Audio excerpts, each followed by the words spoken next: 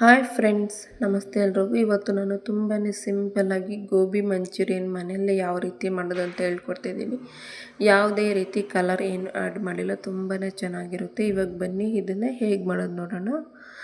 ಇಲ್ಲಿ ನಾನು 1 ಕಪ್ ಆಗೋಷ್ಟು ಕ್ಯಾಬೇಜ್ ಈ ರೀತಿ ಸಣ್ಣ ಸಣ್ಣದಾಗಿ ಕಟ್ ಮಾಡಿ ತೊಗೊಂಡಿದ್ದೀನಿ.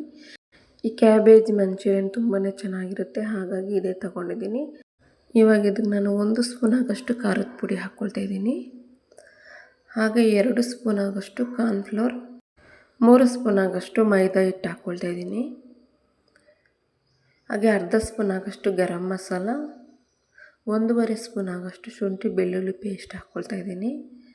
ರುಚಿಗೆ ಎಷ್ಟು ಬೇಕೋ ಅಷ್ಟು ಉಪ್ಪು.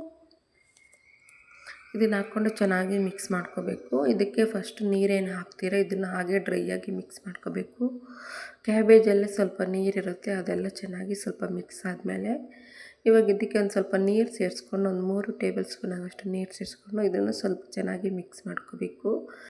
ಇದನ್ನು ಸ್ವಲ್ಪ ಗಟ್ಟಿಯಾಗಿ ಮಿಕ್ಸ್ ಮಾಡ್ಕೋಬೇಕು, ಹಾಗಾಗಿ ಸ್ವಲ್ಪನೇ ನೀರು ಹಾಕ್ಕೊಳ್ತಾ ಮಿಕ್ಸ್ ಮಾಡ್ಕೊಳ್ಳಿ. ಜಾಸ್ತಿ ನೀರು ಹಾಕ್ಬಿಟ್ರೆ ತುಂಬ ತೆಳುವಾಗ್ಬಿಡುತ್ತೆ, ಚೆನ್ನಾಗಿ ಬರಲ್ಲ.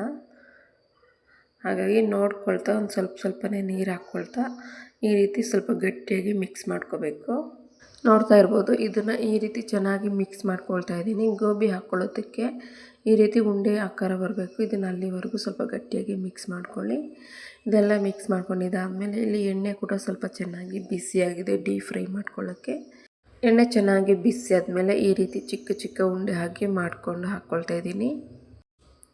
ಸ್ವಲ್ಪ ಕಡಿಮೆ ಹಾಕ್ಕೊಂಡೇ ಬೇಯಿಸ್ಕೋಬೇಕು. ಫುಲ್ಲು ಜಾಸ್ತಿ ಹಾಕ್ಬಿಟ್ರೆ ಸರಿಯಾಗಿ ಬೇಯೋದಿಲ್ಲ, ಹಾಗಾಗಿ ಸ್ವಲ್ಪನೇ ಹಾಕ್ಕೊಳ್ತಾ ಈ ರೀತಿ ಚೆನ್ನಾಗಿ ಡೀಪ್ ಫ್ರೈ ಮಾಡ್ಕೊಳ್ಳಿ. 2 ಸೈಡು ಚೆನ್ನಾಗಿ ಬೇಯಬೇಕು, ಕ್ರಿಸ್ಪಿ ಆಗಬೇಕು. ಮೀಡಿಯಮ್ ಫ್ಲೇಮಲ್ಲೇ ಇಟ್ಕೊಂಡು ಇದನ್ನು ಚೆನ್ನಾಗಿ ಫ್ರೈ ಮಾಡ್ಕೊಳ್ಳಿ. ಇವಾಗ ನೀವು ಇಲ್ಲಿ ನೋಡ್ಬೋದು, ಇದನ್ನು ಈ ರೀತಿ ಚೆನ್ನಾಗಿ ಫ್ರೈ ಮಾಡ್ಕೊಂಡಿದ್ದೀನಿ. ಇದು ತುಂಬಾ ಬೇಗನೆ ಫ್ರೈ ಆಗಿಬಿಡುತ್ತೆ. ಇವಾಗ ಇದೆಲ್ಲ ಚೆನ್ನಾಗಿ ಫ್ರೈ ಆಗಿದೆ. ಇವಾಗ ಇದನ್ನು ನಾನೊಂದು ಸಪ್ರೇಟ್ ಪ್ಲೇಟಲ್ಲಿ ಹಾಕಿ ಇಟ್ಕೊಳ್ತಾ ಇದ್ದೀನಿ. ಇದೇ ರೀತಿ ನಾನು ಮಿಕ್ಸ್ ಮಾಡಿ ಇಟ್ಕೊಂಡಿರೋ ಎಲ್ಲ ಗೋಬಿ ಮಂಚೂರಿಯನ್ ಕೂಡ ಮಾಡ್ಕೊಂಡಿದ್ದೀನಿ. ನೋಡ್ತಾ ಇರ್ಬೋದು, ಇದನ್ನೆಲ್ಲ ಒಂದು ಸಪ್ರೇಟ್ ಪ್ಲೇಟಲ್ಲಿ ಹಾಕಿ ಇಟ್ಕೊಳ್ತಾ ಇದ್ದೀನಿ. ಇನ್ನೂ ನಮ್ಮ ಚಾನಲ್ಗೆ ಸಬ್ಸ್ಕ್ರೈಬ್ ಆಗದಿರೋ ವೀಡಿಯೋ ನೋಡ್ತಾ ಇದ್ದರೆ ಪ್ಲೀಸ್ ಒಂದು ಸಬ್ಸ್ಕ್ರೈಬ್ ಆಗಿ ಸಪೋರ್ಟ್ ಮಾಡಿ. ನೋಡ್ತಾ ಇರ್ಬೋದು, ಇವಾಗ ಅದೇ ಪಾತ್ರೆಗೆ ಸ್ವಲ್ಪ ಎಣ್ಣೆ ಹಾಕ್ಕೊಂಡು 1 ಗಡ್ಡೆ ಬೆಳ್ಳುಳ್ಳಿನ ಈ ರೀತಿ ಸಣ್ಣದಾಗಿ ಕಟ್ ಮಾಡಿ ಹಾಕ್ಕೊಳ್ತಾ ಇದ್ದೀನಿ. ಹಾಗೆ 1 ಗಡ್ಡೆ ಈರುಳ್ಳಿ ಸಣ್ಣದಾಗಿ ಕಟ್ ಮಾಡಿ ಹಾಕ್ಕೊಂಡಿದ್ದೀನಿ. ಒಂದು ಅರ್ಧ ಹೋಳಾಗೋಷ್ಟು ಕ್ಯಾಪ್ಸಿಕಮ್ ಕೂಡ ಈ ರೀತಿ ಸಣ್ಣದಾಗಿ ಕಟ್ ಮಾಡಿ ಹಾಕ್ಕೊಳ್ತಾ ಇದ್ದೀನಿ. ಕ್ಯಾಪ್ಸಿಕಮ್ ಹಾಕೋದ್ರಿಂದ ತುಂಬ ಚೆನ್ನಾಗಿರುತ್ತೆ. ಇವಾಗ ಇದೆಲ್ಲ ಸ್ವಲ್ಪ ಲೈಟಾಗಿ ಫ್ರೈ ಆದಮೇಲೆ ಇವಾಗ ಇದಕ್ಕೆ ನಾನು 2 ಸ್ಪೂನ್ ಆಗೋಷ್ಟು ಟೊಮೊಟೊ ಕೆಚಪ್ ಹಾಕ್ಕೊಂಡಿದ್ದೀನಿ. ಸ್ವಲ್ಪ ಫ್ರೈ ಮಾಡ್ಕೋಬೇಕು. ಇದನ್ನು ಮಾಡೋವಾಗ ಹೈ ಫ್ಲೇಮಲ್ಲಿ ಇಟ್ಕೊಂಡು ಮಾಡ್ಕೊಳ್ಳಿ. ಇದು ಸ್ವಲ್ಪ ಚೆನ್ನಾಗಿ ಫ್ರೈ ಆದಮೇಲೆ ಇವಾಗ ಇದಕ್ಕೆ ನಾನು 1 ಸ್ಪೂನ್ ಆಗೋಷ್ಟು ಕಾರ್ನ್ಫ್ಲೋರ್ ನೀರಲ್ಲಿ ಮಿಕ್ಸ್ ಮಾಡಿಬಿಟ್ಟು ಹಾಕ್ಕೊಳ್ತಾ ಇದ್ದೀನಿ. ಹಾಗೆ ಮತ್ತು ಒಂದು ಚಿಕ್ಕ ಕಪ್ ಆಗೋಷ್ಟು ನೀರು ಹಾಕ್ಕೊಂಡಿದ್ದೀನಿ. ಒಂದು 2 ನಿಮಿಷ ಚೆನ್ನಾಗಿ ಕುದಿಸ್ಕೋಬೇಕು. ನಾನಿಲ್ಲಿ ಯಾವುದೇ ರೀತಿ ಬೇರೆ ಸಾಸ್ಗಳು ಹಾಕಿ ಏನೂ ಬಳಸ್ಕೊಂಡಿಲ್ಲ, ಬರೀ ಟೊಮೊಟೊ ಕೆಚಪ್ ಮಾತ್ರ ಹಾಕ್ಕೊಂಡು ಇದನ್ನು ಚೆನ್ನಾಗಿ ಕುದಿಸ್ಕೊಳ್ತಾ ಇದ್ದೀನಿ. ಇವಾಗ ನೀವಿಲ್ಲಿ ನೋಡ್ಬೋದು, ಕಾರ್ನ್ಫ್ಲೋರ್ ಎಲ್ಲ ಹಾಕಿದ್ಮೇಲೆ ಸ್ವಲ್ಪ ಚೆನ್ನಾಗಿ ಬೆಂದಿದೆ. ಇವಾಗ ಇದಕ್ಕೆ ರುಚಿಗೆ ಎಷ್ಟು ಬೇಕಷ್ಟು ಉಪ್ಪು ಸೇರಿಸ್ಕೊಂಡು ಇದನ್ನು ಚೆನ್ನಾಗಿ ಮಿಕ್ಸ್ ಮಾಡ್ಕೊಳ್ತಾ ಇದ್ದೀನಿ. ಇದು ಈ ರೀತಿ ಚೆನ್ನಾಗಿ ಮಿಕ್ಸ್ ಆದಮೇಲೆ ಇವಾಗ ಇದಕ್ಕೆ ನಾನು ಮೊದಲೇ ಫ್ರೈ ಮಾಡಿ ಇಟ್ಕೊಂಡಿರುವಂಥ ಗೋಬಿ ಮಂಚೂರಿಯನ್ನ ಹಾಕ್ಕೊಳ್ತಾ ಇದ್ದೀನಿ.